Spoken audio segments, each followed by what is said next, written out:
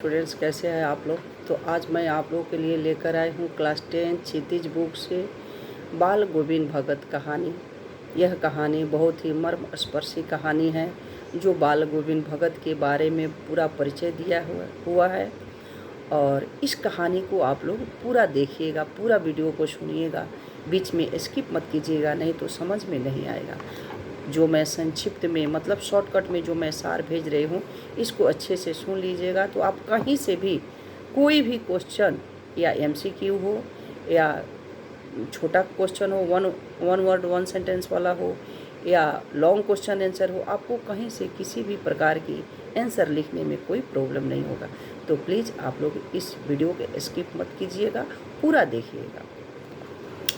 तो ये कहानी का नाम है बाल गोविंद भगत। लेखक के नाम है रामवृक्ष बेनीपुरी। रामवृक्ष बेनीपुरी एक ऐसा रेखा चित्र इस लेखक के द्वारा इस पाठ में उकेरा है जिसका हम मार्मिक चित्रण करते हुए आप लोगों तक पहुंचाने का कोशिश किए हैं। ये चरित्र मनुष्यता और लोक संस्कृति और सामूहिक चेतना का प्रतीक है। लेखक ने इस पाठ में ग्रामीण जीवन की सजीव झांकी को प्रस्तुत किया है। सजीव मतलब जीता जागता जो चीज़ होता है, जिसको दर्शाया गया है, उन्हीं को लेखक ने दर्शाया है। बाल गोविंद भगत 60 साल के हैं।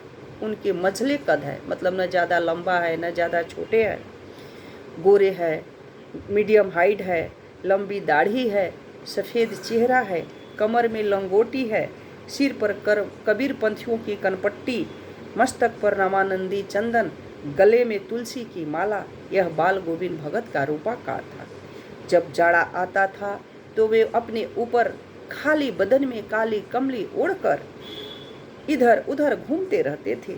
उनके बाह्य व्यक्तित्व को देखकर, बाह्य व्यक्तित्व मतलब जो बाहरी उनकी वेशभूषा होता है, उसको देखकर उन्हें कोई साधु आराम से कह सकता था। उनकी गृहस्थी भी थी, उनका एक बेटा और पुत्र वधू भी थी। खेती बाड़ी का काम था, साफ सुथरा उनका मकान भी था। उनके मन में किसी प्रकार के कोई हिंसा द्वेष कुछ भी नहीं थे, सबको अपना समझते थे। बाल गोविंद भगत कबीरदास जी को अपना साहब मानते थे, उन्हीं के गीत गाते थे, उन्हीं की आदेशों को मानते थे। आप लोग भी सुने होंगे कबीरदास जी की एक एक पंक्तियाँ कितनी अच्छी है। तो बाल गोविंद भगत भी उन्हीं के गीतों को, उन्हीं के दोहे को गाते रहते थे और अपने कामों में लीन रहते थे। वह कभी झूठ भी नहीं बोलते थे, किसी से कोई झगड़ा मोल नहीं लेते थे, कभी किसी की चीज़ को छूते भी नहीं थे, स्पर्श भी नहीं करते थे। यहाँ तक कि वह दूसरे के खेत में शौच भी नहीं करते थे। उनके खेत में जो भी पैदावार होता था वो यहाँ तक कि सबसे पहले साहब के दरबार में ले जाते थे और वहाँ से जो प्रसाद के रूप में मिलता था वही लेकर अपने घर में रखते थे और उसी से अपना गृहस्थी चलाते थे और गुजारा करते थे। रामवृक्ष बेनीपुरी ने उनके द्वारा कहे गए कहानियों में इनकी इस प्रकार दर्शाया है कि आषाढ़ मास का महीना था। गांव में सब लोग रोपनी करने के लिए उतर गए थे। चारों तरफ हल चल रहे थे, कहीं खेतों की रोपनी हो रही थी, कहीं धान के पानी से भरे खेतों में बच्चे उछल रहे थे, किलकारियाँ कर रहे थे।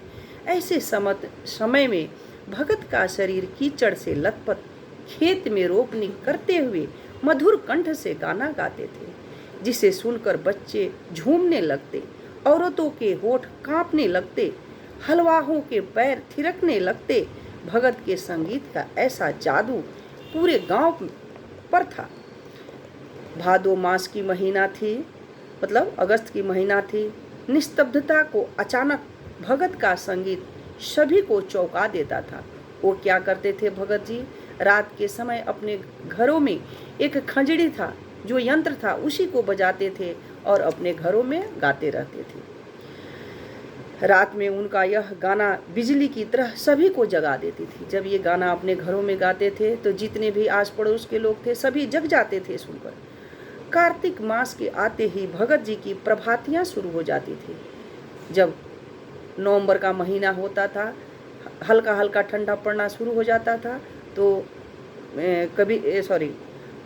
बाल गोविंद भगत जी ने अपनी प्रभातियाँ शुरू कर देती थी। प्रभातियाँ का अर्थ होता है जो सुबह उठकर भगवान का भजन करते हैं, कीर्तन करते हैं, वही वो गाया करते थे, जिससे सारे उनके आस पड़ोस के लोग मंत्रमुग्ध हो जाते थे। जब फागुन आता था तब तक, मतलब फाल्गुन महीना मार्च तक उनका ये प्रभातियाँ चलती रहती थी। न जाने किस वक्त जगकर वे गंगा स्नान के लिए भी चले जाते थे।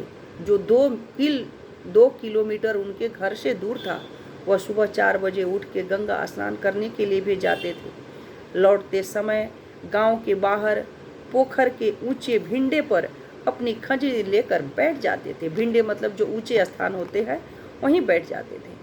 लेखक भी एक दिन उसके संगीत से अभिभूत हो वहीं पहुंच गया। लेखक मतलब कौन? रामवृक्ष बेनीपुरी। वहाँ भगत खंजरी लिए चटाई पर बैठे थे। भगत गाते गाते इतना मस्त हो जाते थे कि उनकी कमली बार बार सिर से नीचे गिर जाती थी। लेखक इतनी सर्दी में कँपकपा रहा था और भगत के मस्तक पर श्रम बिंदु चमकते दिखाई रहे थे। श्रम बिंदु मतलब पसीना। गर्मी के दिनों में शाम के समय आंगन में आसन बिछाकर बैठ जाते थे। साथ में उनकी कुछ ऐसी लोग भी थे जो जुट जाते थे। खंजड़ी और करताल के साथ एक पद बाल गोविंद भगत कहते तो फिर उनके जो प्रेमी मंडली होती थी उसी पद को दोहराते थे। धीरे धीरे स्वर इतना ऊंचे होने लगता था कि भगत अपनी खंजड़ी उठाकर नाचने लगते थे। वहाँ का सारा आंगन नृत्य और संगीत से भर जाता था। भगत की संगीत साधना का जो चरमोत्कर्ष, मतलब जो सबसे ऊंची उड़ान थी, ऊंची जगह थी, वह उस समय देखा गया जब उनकी एकलौते पुत्र की मृत्यु हो गई। उन्होंने बड़ी साध से उनकी शादी की थी। साध मतलब बहुत शौक से, बहुत इच्छा से अपनी बेटे की शादी की थी। उनकी पुत्र वधू जो थी बहुत सुशील थी। उन्होंने बेटे को आंगन में एक चटाई पर लिटाकर एक सफ़ेद कपड़े में ढक दिया। कुछ फूल और तुलसी दल था उसी पर बिखरा दिए। सिरहाने एक दीपक जला दिए।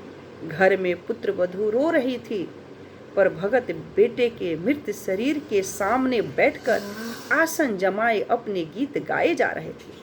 अपनी पुत्र वधू से कहते, आत्मा परमात्मा के पास चली गई है। यह रोने का नहीं, उत्सव मनाने का दिन है। तुम उत्सव मनाओ, आत्मा परमात्मा से जाकर मिली है। भला इसमें बड़ी आनंद की और क्या बात हो सकती है? भला इससे और भी कोई आनंद का बात हो सकता है जब आत्मा परमात्मा से जा मिली। बाल गोविंद भगत अपने पुत्र वधू को समझा रहे हैं कि ये रोने गाने का समय नहीं है। तुम जश्न मनाओ, तुम गाना गाओ, क्योंकि आत्मा परमात्मा से जा मिली है। जिस तरह एक प्रेमी प्रेमिका से मिलने के लिए बेचैन होता है, तरस खाता है, ठीक उसी तरह जीवात्मा परमात्मा से मिलने के लिए विवश रहती है। तो बाल गोविंद भगत अपने पुत्र वधू को समझाते हुए कहते हैं कि तुम ये रोने का समय नहीं है, तुम उत्सव मनाओ, जश्न मनाओ कि आत्मा परमात्मा से जाकर मिली है। भगत जी ने पुत्र वधू से अपनी बेटे की मुखाग्नि दिलवा दी। श्राद्ध की अवधि पूरी होने पर पुत्र वधू को भाई को बुलाकर उसकी दूसरी शादी करने के लिए कहा, पर पुत्र वधू वहाँ से जाने को तैयार नहीं थी, क्योंकि उसको भगत जी के स्वास्थ्य के बारे में बहुत चिंता हो रही थी। वह सोचती थी कि यदि मैं चली जाऊंगी तो उन्हें खाना बनाकर कौन खिलाएगा, इसलिए वह अपने मायके नहीं जाना चाहती थी। भगत जी भी अपने निर्णय से अटल थे। भगत जी भी जो निर्णय कर लेते थे उससे वह हिलने डुलने वाले नहीं थे। उन्होंने बोला, तुम अपने मायके चले जाओ, मैं अपना गुजर बसर कर लूँगा, तुम यहाँ पर मत रहो। और उसके भाई के साथ उसे भेज दिया। और जाते समय अपने उसकी पुत्र वधू की भाई से बोला, कौन बोला? बाल गोविंद भगत ने बोले कि इसकी कोई दूसरी शादी कर देना। भगत जी की मृत्यु भी ठीक उसी प्रकार हुई। वह गंगा स्नान करके आए और जैसे रोज के दिन अपने घरों के आंगन में खंजड़ी बजा बजा कर गाना गाते थे, वैसे ही वो उस दिन भी गा रहे थे। लेकिन गाते गाते अचानक उनकी खंजड़ी बंद हो जाती है बीच में। तो लोगों को ऐसा लगता है कि क्यों उनकी खंजड़ी बंद हो गई।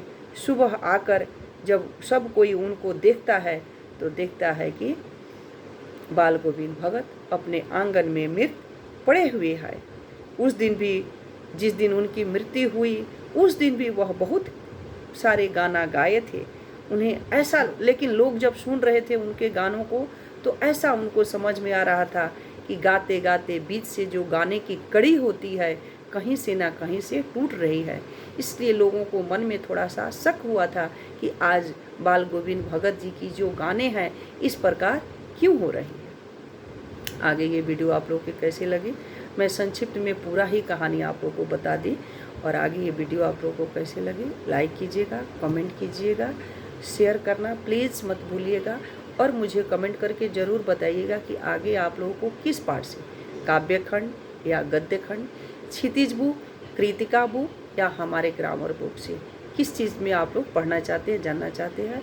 मैं कोशिश करूँगी उसकी वीडियो जल्दी से जल्दी आप लोगों के पास लेकर आने के लिए। तब तक के लिए अलविदा। Thank you.